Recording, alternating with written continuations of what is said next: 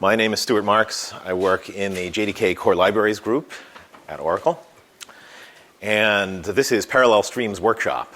So I'm calling this a workshop because I'm going to be showing a lot of examples in NetBeans and showing you little programs and running them so you can see the results of running things in parallel. I observed this is the third session in a row in this room on parallel streams. So we're doing them one after the other, and it's like, why didn't they run them in parallel? It would have been much more efficient.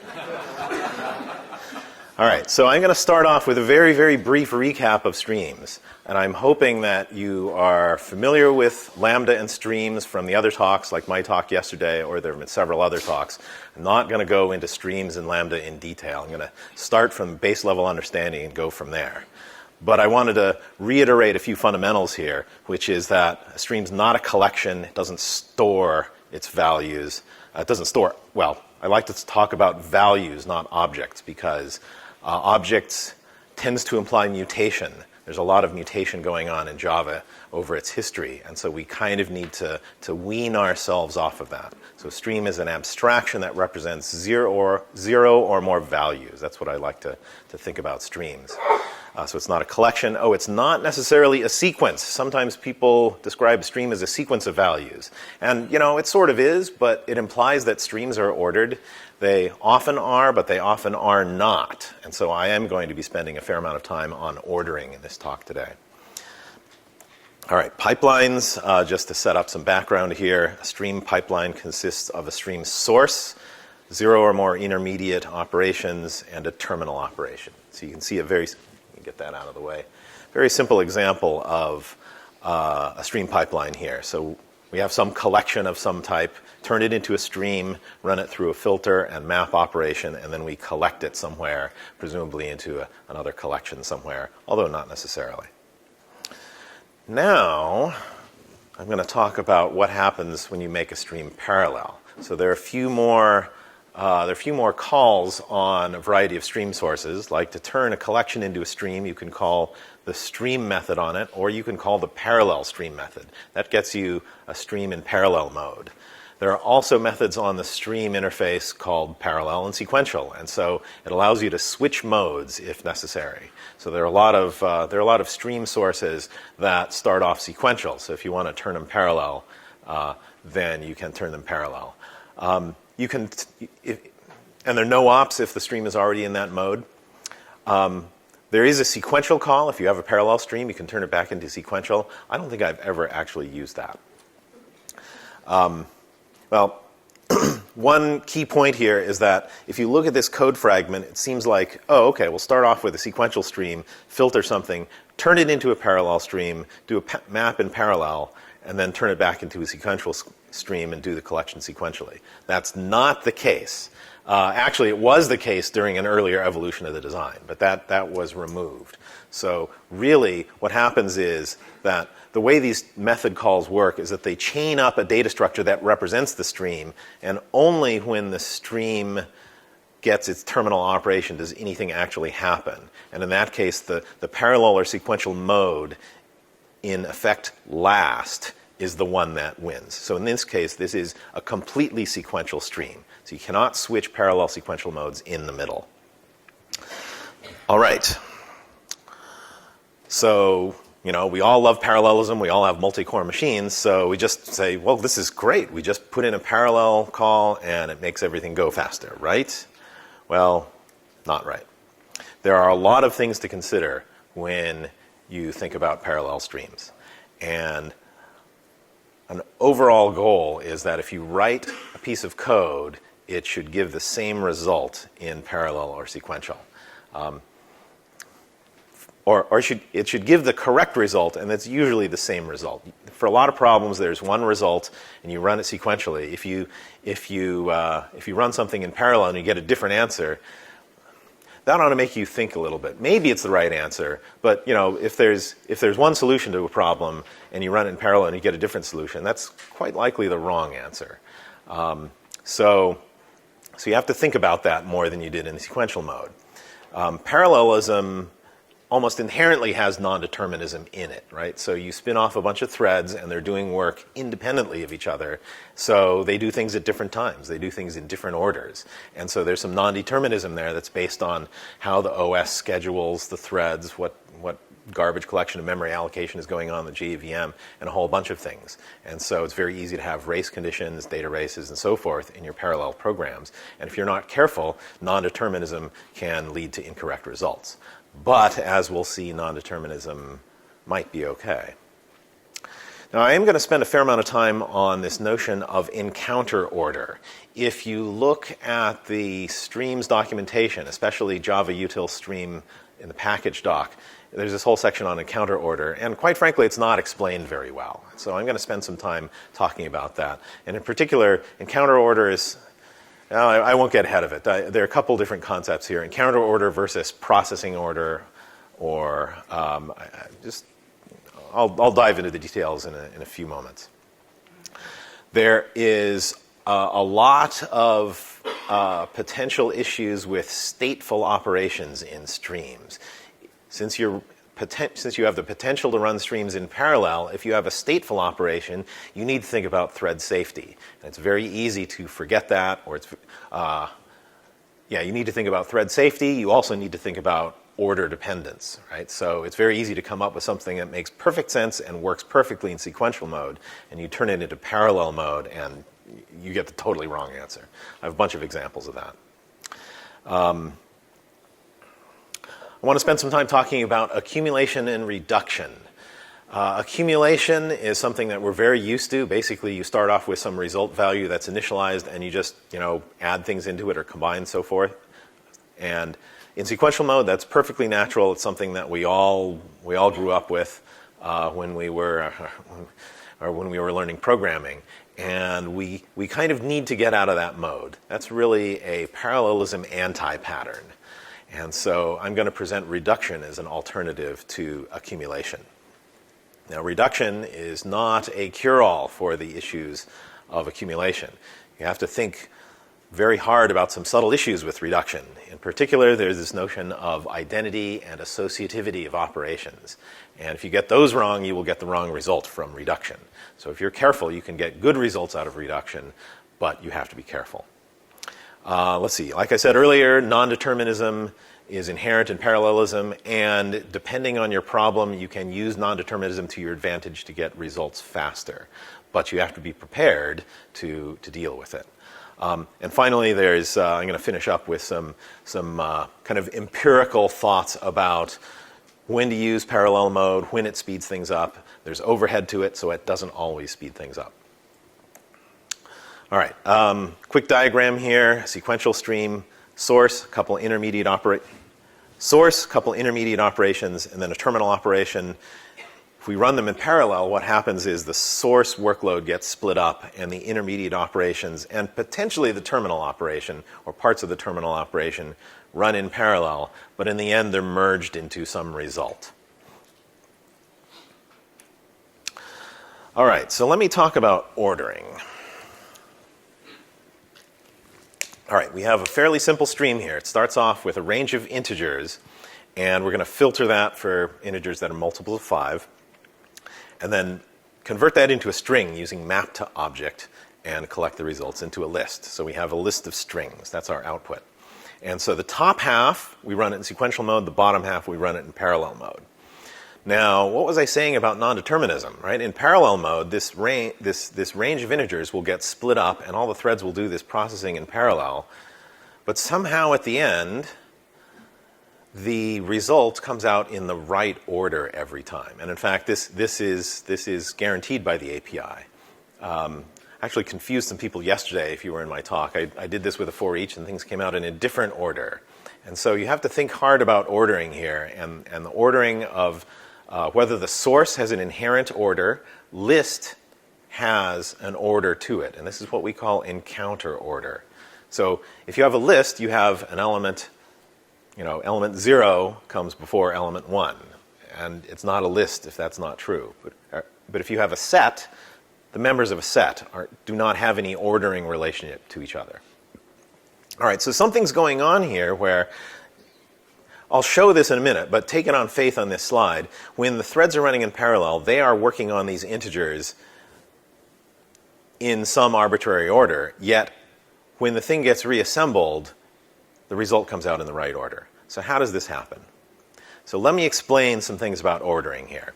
So let's say the orange circles at the top, consider that to be our input list. And we want to do some processing over this list in just say we're going to do a sequential algorithm.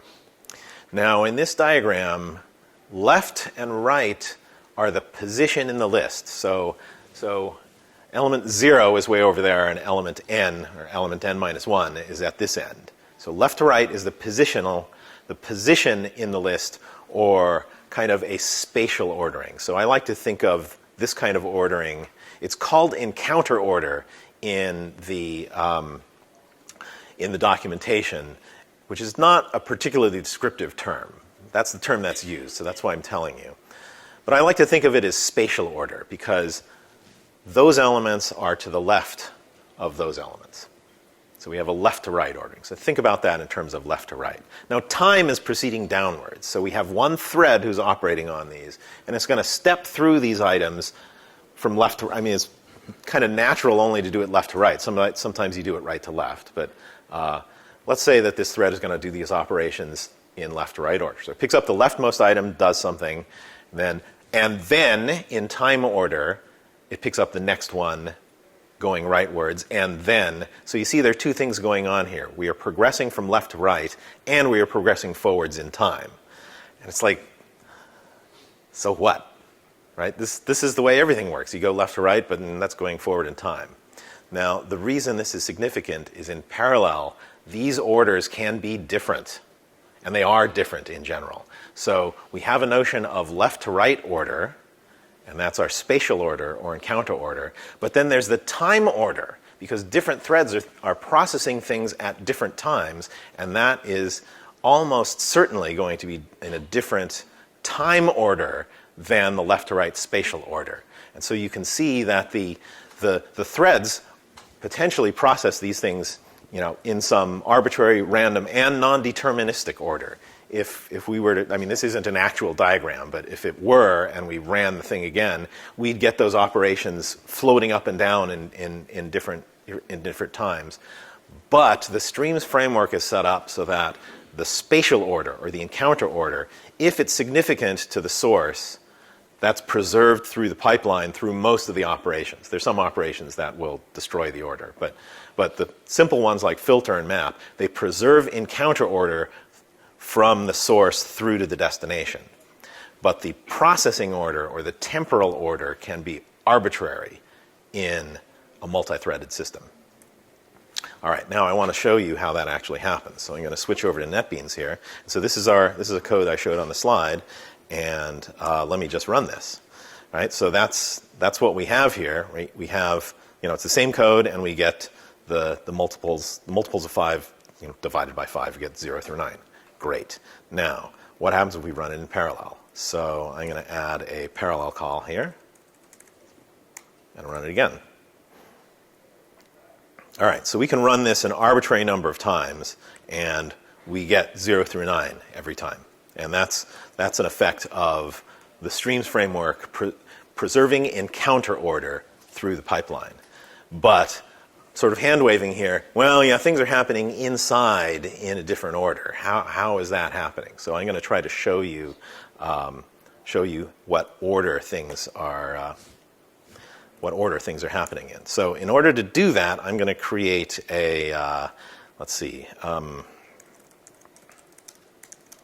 I'm going to create an intermediate list here, which I'm going to peek on. And then I'm going to add a peek operation here. And so I'm going to take each string that's coming out of the map, and I'm going to add it to that list. Oops. And that should work. So what happens if I do this? Well, same thing. Oh, I didn't print it out, that's why.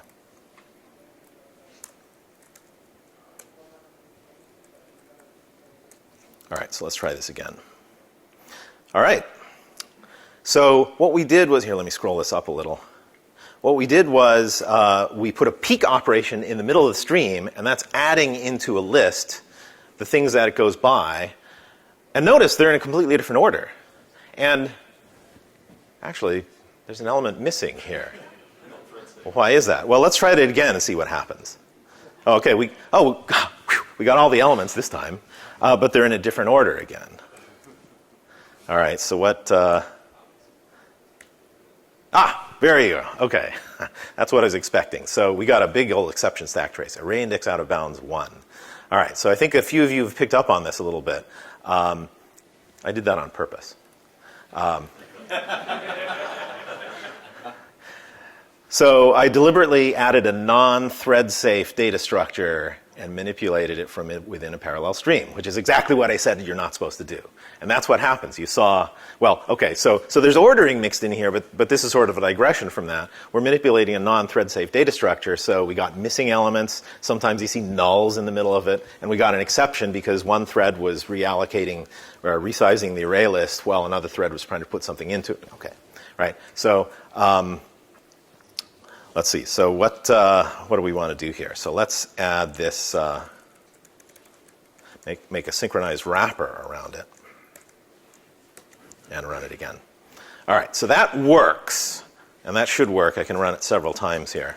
So we're always getting the right number of elements. And this is a very simple thing here. I put a synchronized wrapper around the array list, and now multiple threads in the peek are in the peek operation adding to this list, but it's synchronized now since I've put a synchronized wrapper, so it's safe. So the data structure is protecting itself against corruption or throwing unexpected exceptions. Okay, but this is, okay, so now back to ordering, right? So the result here is that the order in which things get processed by all the different threads is arbitrary and completely different. So here goes 3209. If I run it again, it's 2409. You know, and it's almost unpredictable. Yet, when we look at the final output, it comes back in the same order. And the reason is that the reassembly of the results is based on position, not on the order in which the threads execute. Whoops, that's not, you don't want to see my calendar. Okay.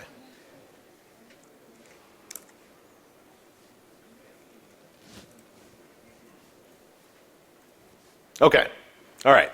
So now we have ordering behind us. Let's talk about accumulation versus reduction. So by accumulation, I mean, this is a typical thing here. And this is, you know, you always have all these toy examples for, you know, for showing programs. But here, let's take a really simple task of adding up all the numbers between 1 and a million. And you should be able to do this if you're in your head if you're Carl Gauss, but that's the right result there. There's a famous story about the mathematician who was able to do this kind of arithmetic in his head when he was a school child. Anyway, so the typical way to do this in conventional pre-Java 8 sequential code is to have a for loop, right? Count from 1 to a million and repeatedly add that number into an accumulation variable, which I'm calling quite naturally sum, and then print it out at the end. Okay, pretty simple. All right, actually, I'll go right back to NetBeans here. All right, and here, okay, so I just called it limit, but otherwise this is the same. Okay. We get the same result every time. All right, so now let's convert it to a lambda. Oh, well, actually, sorry, before I do that, let's say we want to run this in parallel, right? That's the whole point of this. You're here for parallelism. So we could, write some fork join code and submit this to executor thread pool, right? But the, one of the point, I mean, I'm not going to do that in front of you. It's just way too complicated, right? But the point of the parallel stream stuff is like all you have to do is add parallel, right? Okay, and everything should go faster. But it doesn't work that way, as you'll see.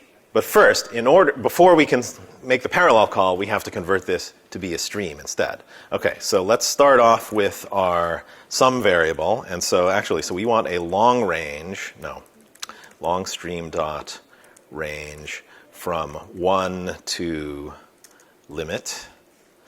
And I probably want that to be range closed. Okay, And then we say for each, and then we're going to take our, well, I'm still using I even though it's a long. I don't like using L because it looks too much like a 1. So we take I and then we add it to sum. All right, and then get rid of our for loop. Oops.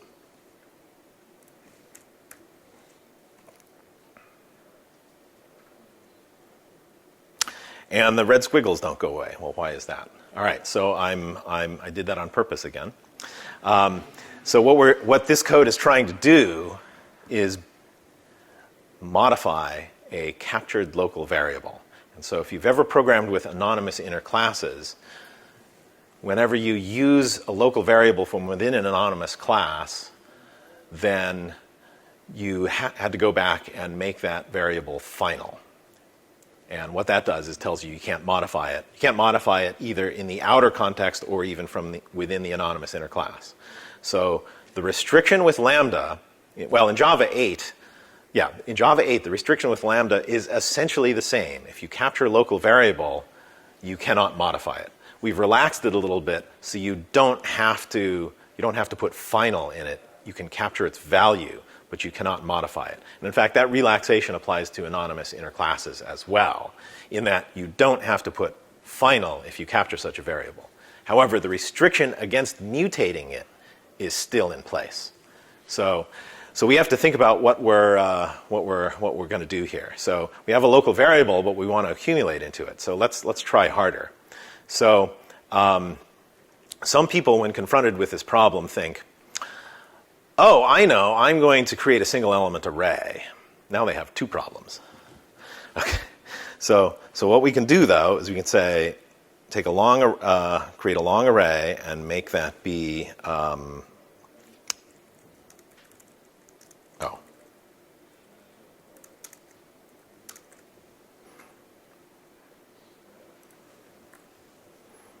Okay, so create a single element array and put that in there, and instead sum into the array, into the first element of the array. And why doesn't that one work?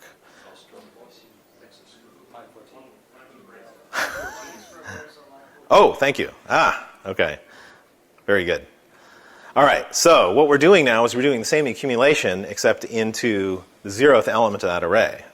Does anybody think this will work? Okay, you should be way ahead of me. Well, it does. Well, it does because we're running in sequential mode. So what we've done is we've just changed our accumulator variable. All right. Now, but the point of this exercise of converting into a stream is to run it in parallel. All right. Okay, well, I think if you run this several times, I'm not going to sit here and rerun until I get the right answer, right? It's getting a different wrong answer every time.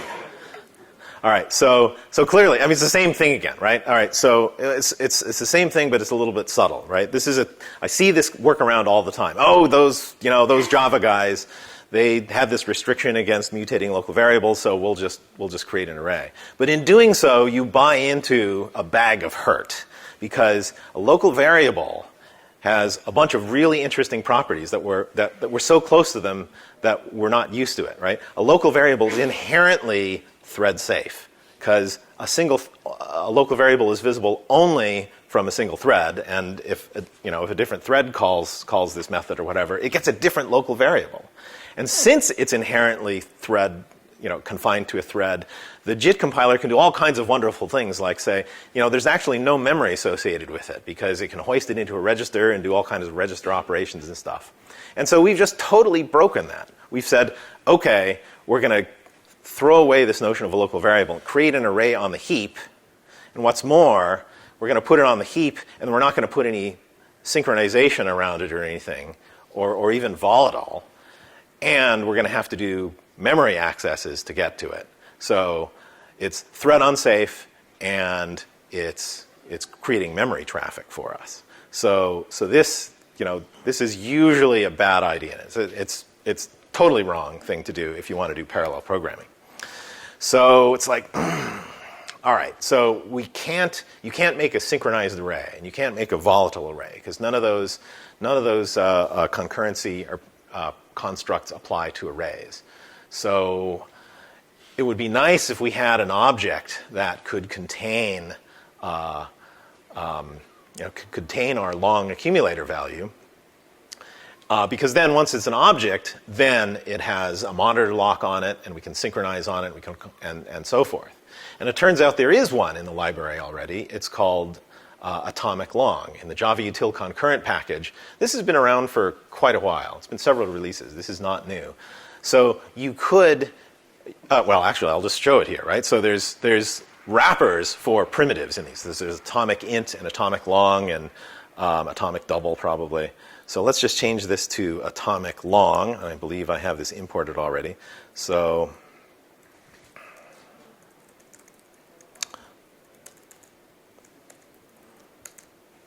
get that. All right, so now we're running our long range. We're going to run it in parallel, and we have to change this here. So since an atomic long is an object, we're going to have to call a method on it called sum.add and get, and we're going to add I to it. And then we're going to print out the result. All right. Okay, so now we have a parallel stream that's accumulating into an atomic long. And we got the right result. And in fact, we are going to get the right result every time. Yay, we're done. Wrong. There's still half an hour left in the presentation. All right, so what's the problem with this? Why does this keep... oh, there we go. All right, so what's the problem with this? So I'm not going to put a million elves on the slide. I only have 8. But if we accumulate into an accumulation variable, what happens is they're all banging on the same memory location. And remember what I was saying about memory traffic before? That's going to generate tons of memory traffic. Right? So if you have a sequential loop that's adding numbers in registers, that is very, very, very fast.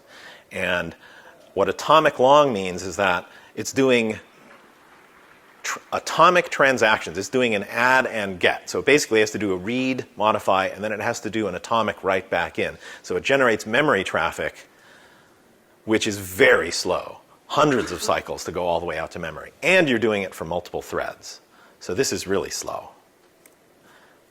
All right, so actually, somewhere later I have some actually, after the reduction examples, I have some benchmarks of this, and you can see how slow it actually is.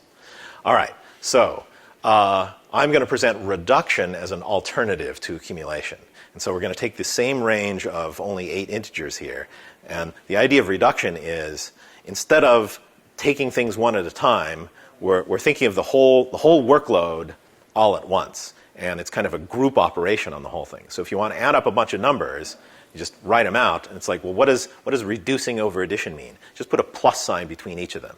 And if you look at this, there's no reason that you have to add 1 and 2 first, and then 3, and then 4, and then 5, and then 6, right? So that's just the way our sequential mode of thinking has taught us to do things, because how else are you going to do it?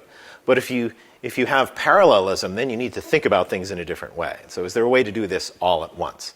And indeed there is. If you take this range of numbers and then start subdividing it down, now you can do pairwise addition in parallel. So this is only 4 pairwise additions that we can do, but we can do all of these in parallel. And so you can think, oh, if we have millions of elements and we can split up the workload this way, we can do a bunch of stuff in parallel.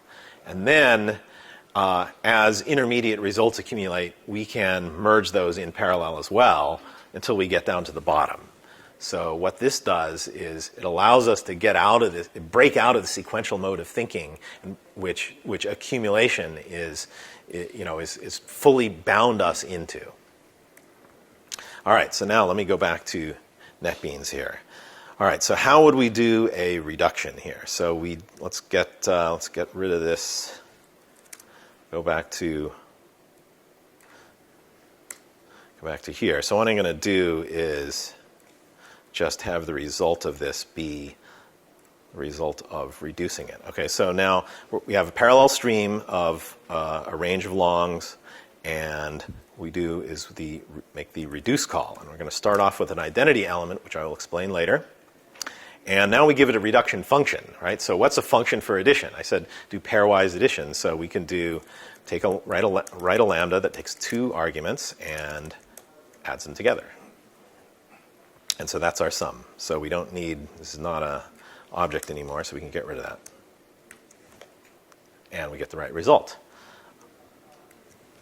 Now, this is so common an operation, adding up a bunch of numbers. In fact, there's a special case method on here called sum, which does the obvious thing. So I'll run that as well. And we get our right answer.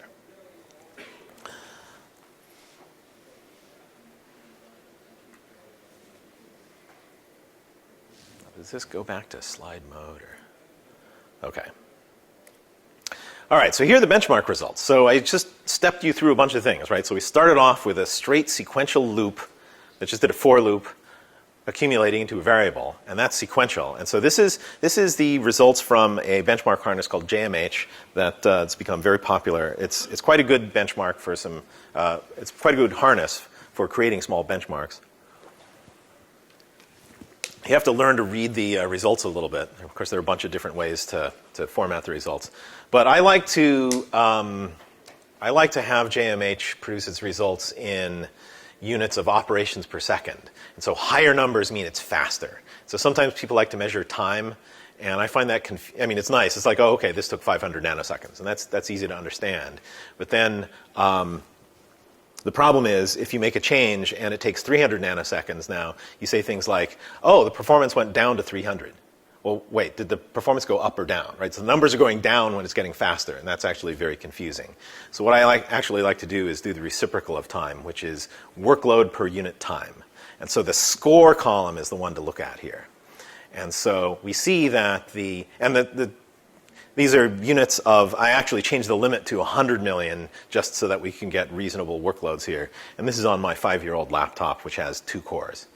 So the actual numbers are meaningless. What's important here is the relative numbers. And so we're establishing a baseline of integer addition, a large integer addition workload. And that is, it's getting this score of 11.6 or so. That's sequential mode only. But look at the numbers for atomic.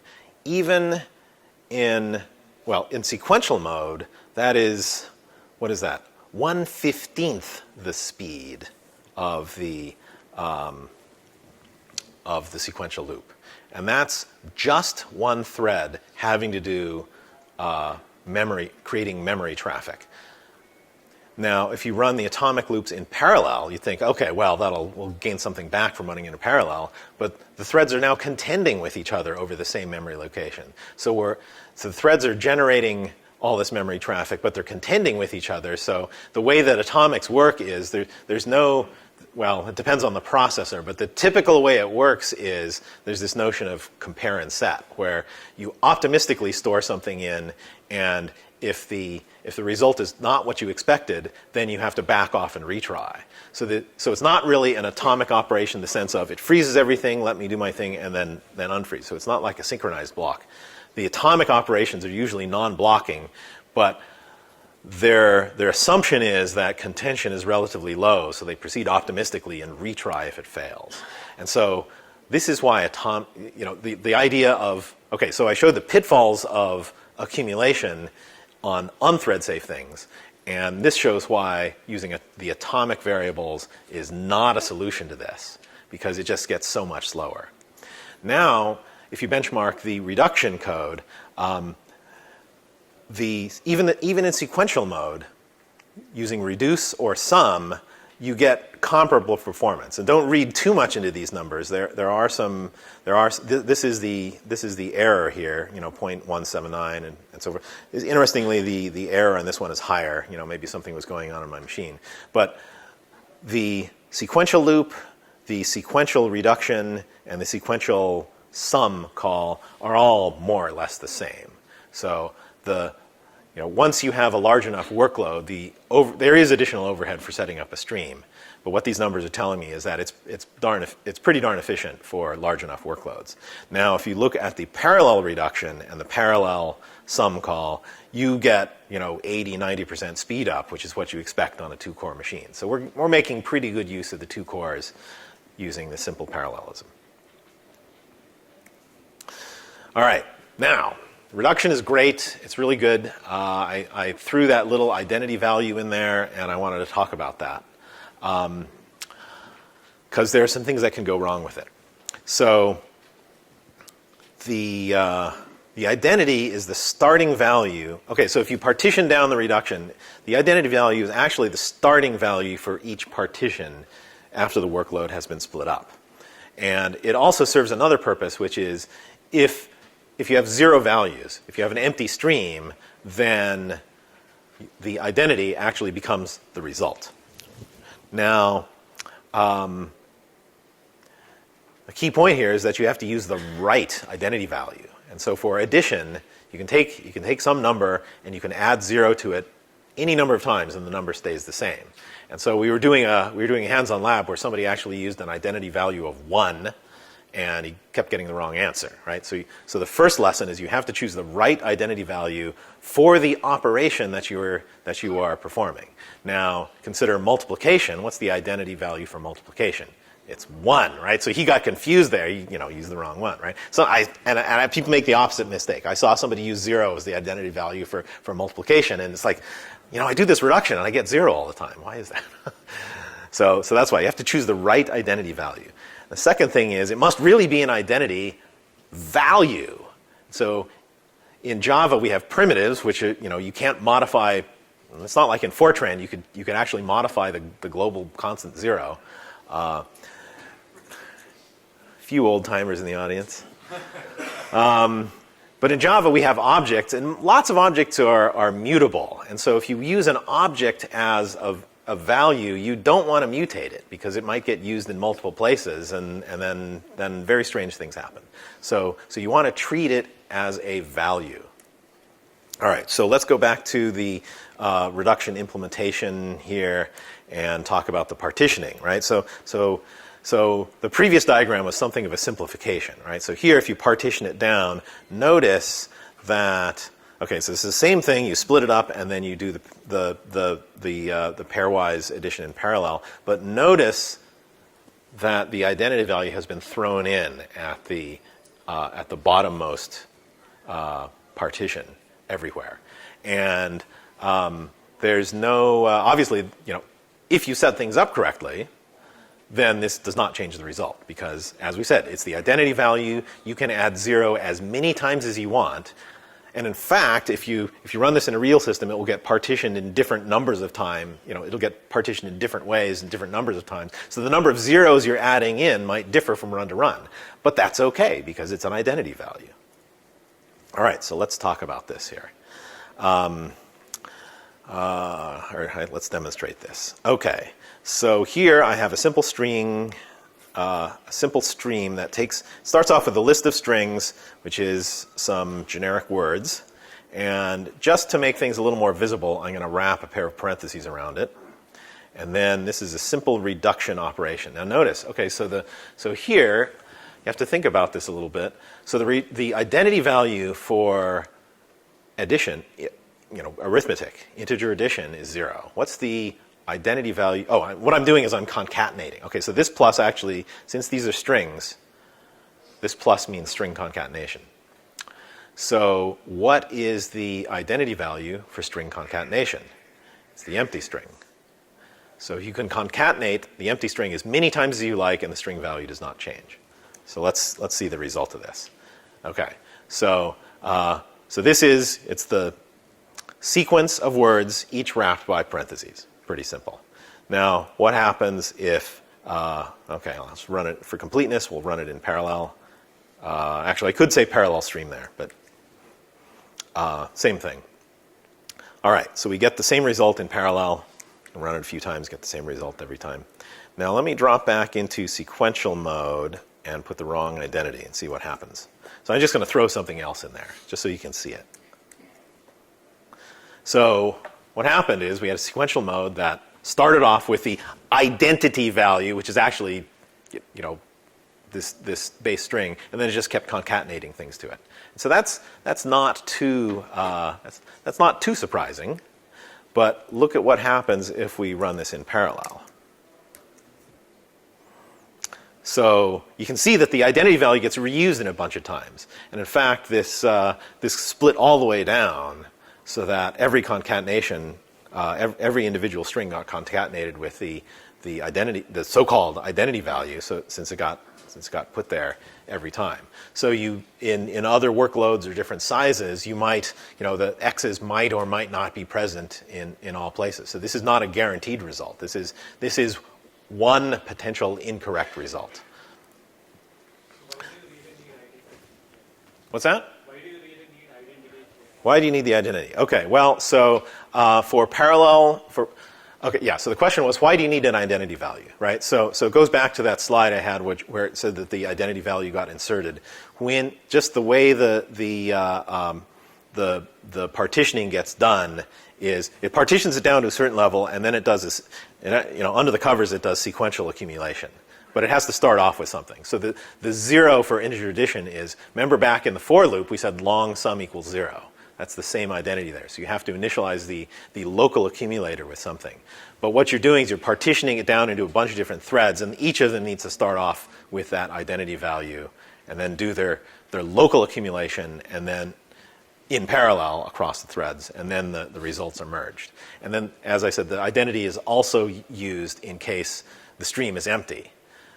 If there's no identity value, you can get away without that, but then there's this thing called optional, which I don't cover here, but you have to, basically optional tells you that there is no result. So if you do a reduction on an empty stream, you get an empty optional.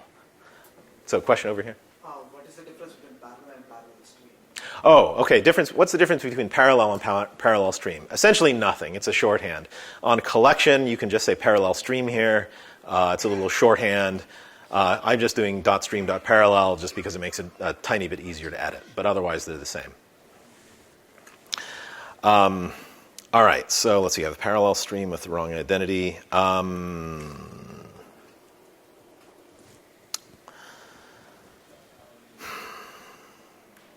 What do I want to do here?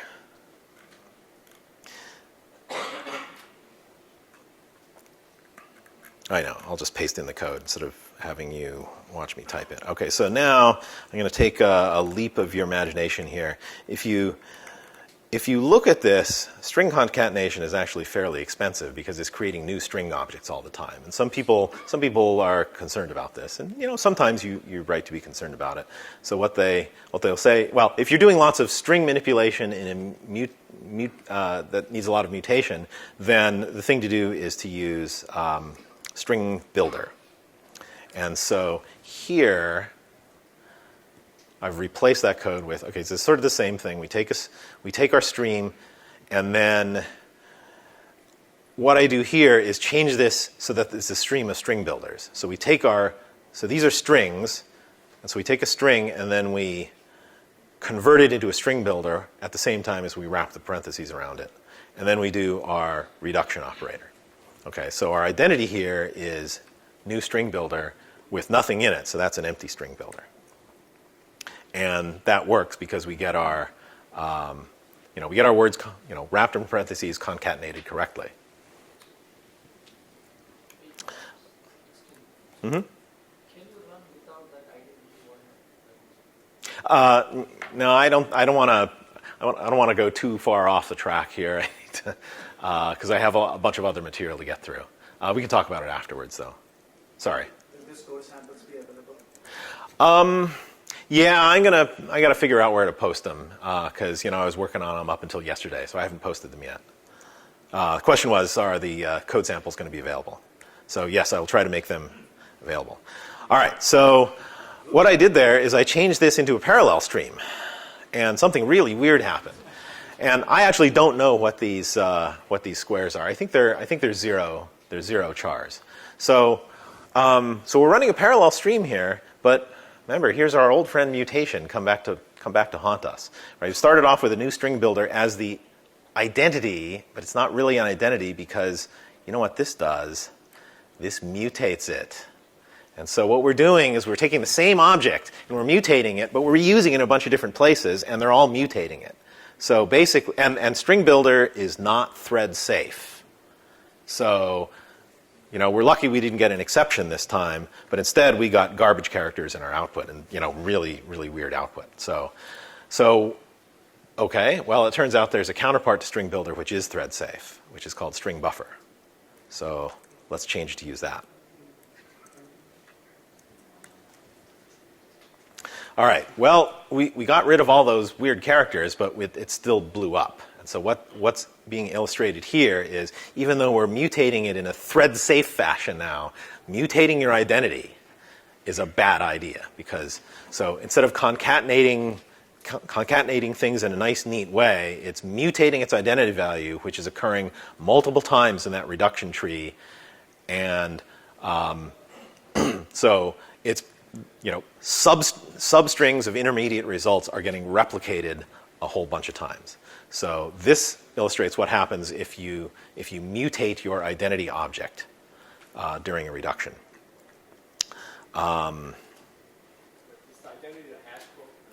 No, actually, this is identity. No, okay. So the question was, is identity the hash code? No, and so this actually has nothing to do with an object's hash code and identity hash code. I'm using identity in a mathematical sense here, right? So if we go back to addition, the addition operation has an identity value of 0. The multiplication operation has an identity value of 1, and the string concatenation operation has an identity value of empty string. So you can do addition of 0 as many times as you want. You can concatenate the empty strings as many times as you want without changing the result.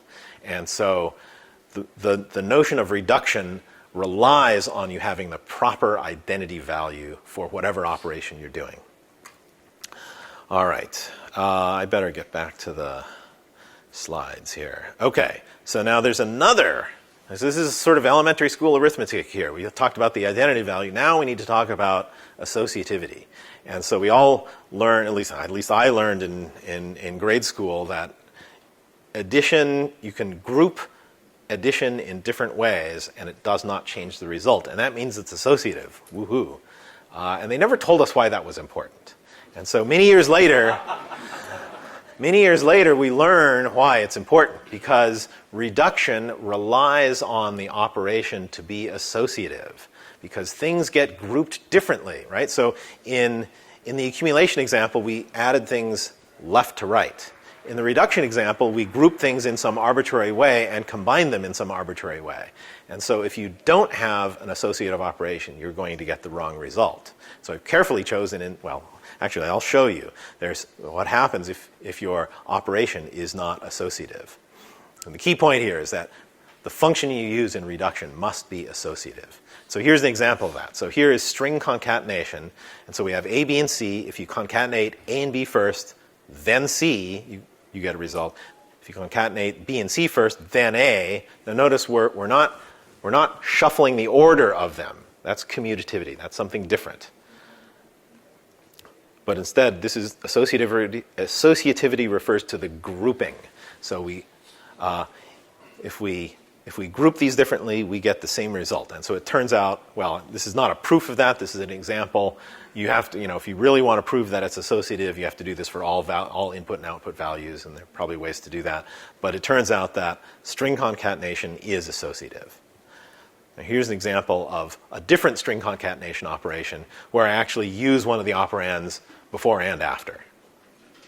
And the result, if you group them differently, the result is different. So this operation, kind of a double string concatenation, is not associative. All right, so let's go back to our code here and see what happens when we do this. All right, so here's our string concatenation. So basically, this starts off with just the letters A through J, and we concatenate them, and so you get a simple string A through J. Great. Now we can run it in parallel, and we get A through J again, right? And so that works because this particular operation is associative.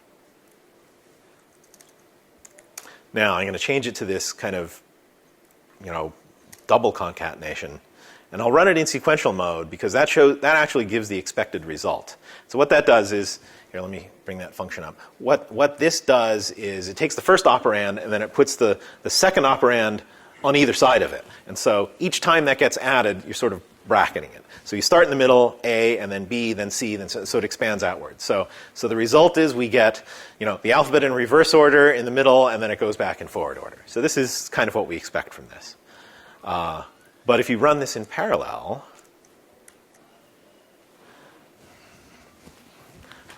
well, so what happened is that you got intermediate results that were combined in a different way. And so this function is not associative, so you get the wrong result. I mean, it's basically a graphic depiction of what happens if you choose the wrong kind of function with which to use reduction. All right, so I think I went over this before. This is just a summary. Use the right identity value. Make sure it's immutable, or if it's not strictly immutable, make sure you don't mutate it, and you have to use an associative reduction function. All right. All right, so I want to talk about nondeterminism here. There are two streams operations, find first and find any. And, we were talking about this the other day, and it occurred to me that it's like, what does first mean, right? Remember back at the beginning of the talk, I said, well, there's encounter order, or spatial order and temporal order. Well, it turns out find first means spatial order. Now, so if you send a bunch of threads to do something, find first does not mean it returns the first result returned by one of the threads, right? That's temporal order. We're not concerned with temporal order. Find first actually means first in spatial order, or encounter order. Now, in parallel, the parallel threads can find a matching element very quickly, but they don't know if it's the first one in spatial order. Now, there's another operation called find any, which says to find any matching element regardless of where it occurs spatially. So I have some diagrams that show how this works. So the gray bar here represents a workload, and the workload has one matching element in it represented by the orange dot. So if we run find first in sequential mode, okay, so everybody pay attention. I have some nice builds, and I'm very proud of them. All right, so the thread runs, and it starts at the left and proceeds to the right, finds it, great. Pretty straightforward. What happens if we run find first in parallel? That is, we have two threads. I'll just assume we have two threads. All right, so both threads start running. Now, it turns out that the thread on the right found a matching element, but it can't it can't finish here because there's this gap between where the two threads have not yet searched. And so if there's a solution there, then that would be the first one, not the one that the right-hand thread has found. So the right-hand thread has to wait for the left-hand thread to complete. And it says, since that left-hand thread didn't find one, we know that one that got found is the result of find first. Now, find any is different yet again. So here I'm going to run two threads, and at this point, the right-hand thread found it. It's like, okay, great. So we found a solution. The semantics of find any are, we need to find any solution no matter where it is. So it can report its result immediately, and then essentially, it's a little more complicated than this, but essentially that other thread can say, okay, give up, you can terminate early because we found a solution already.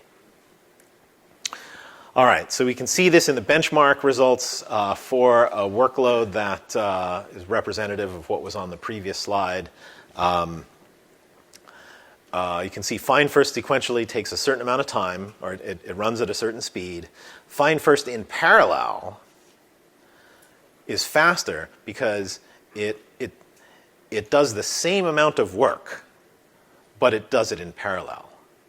Now, find any in parallel is yet again faster because it does less work, because it doesn't have to have the restriction of finding the first, in the sense of leftmost, solution.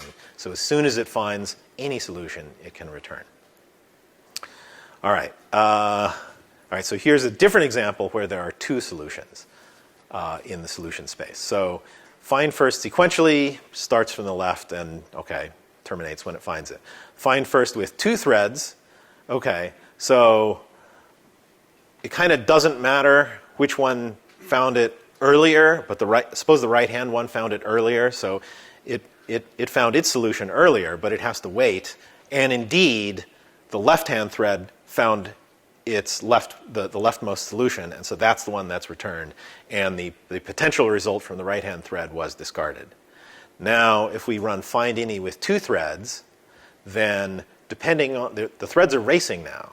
So let me do that again. The left-hand thread found its solution first, so that's the one that earlier. The left-hand one found its solution earlier, so that one's returned.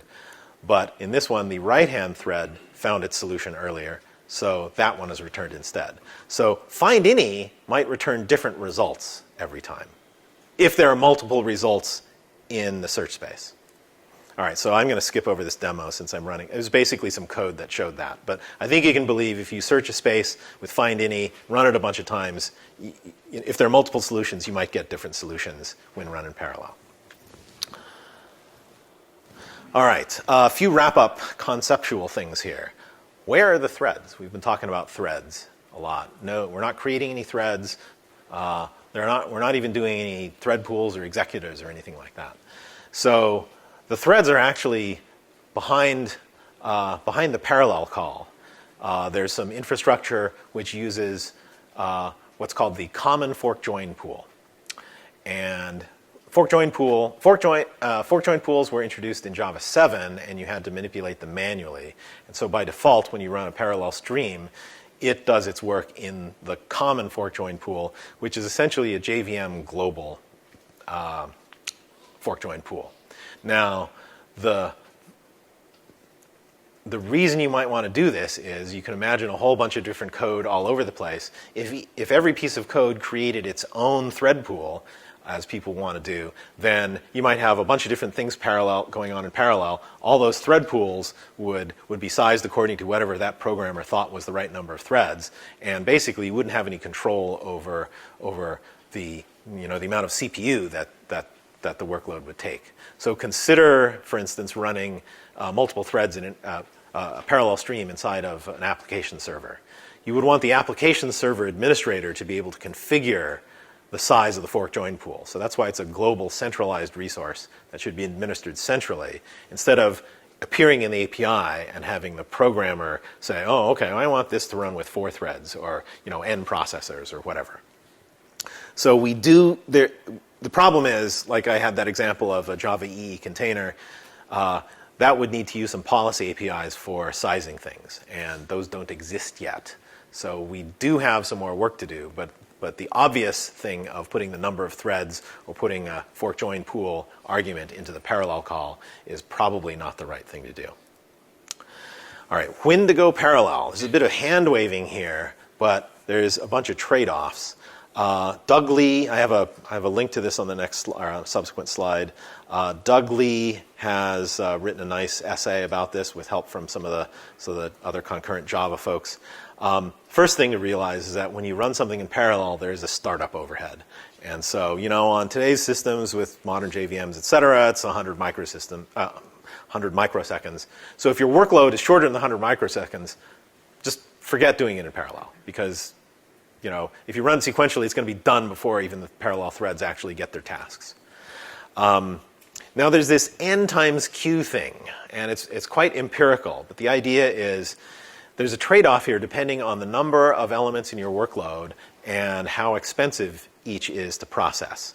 So, and Q is this sort of weird thing. You can argue about what units it has or should have, but it's sort of, as a rule of thumb, you say, let's take a really cheap operation like integer addition.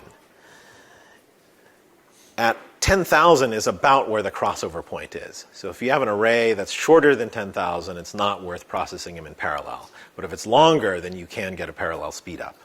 Now there's some more complicated mathematical operations that use floating point and square roots and stuff. I have a couple examples here. Empirically, I've measured the crossover point, and 3D Cartesian distance, the Q is about 7, right? So that means that 10,000 divided by 7, which is 1,500 or so. So that means we start getting a parallel speed up if we have more than 1,500 elements. But this is all very empirical. And the thing is, measure your workload and see if you can get a parallel speed up. You might or you might not.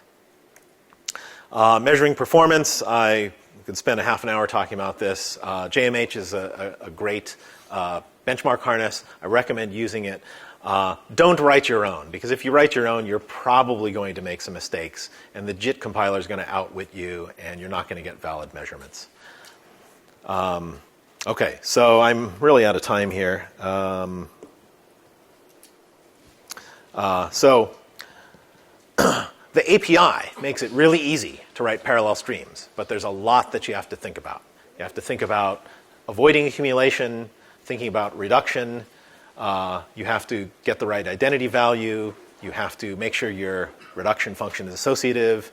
And the slogan is measure, don't guess. So be careful when you're measuring this stuff.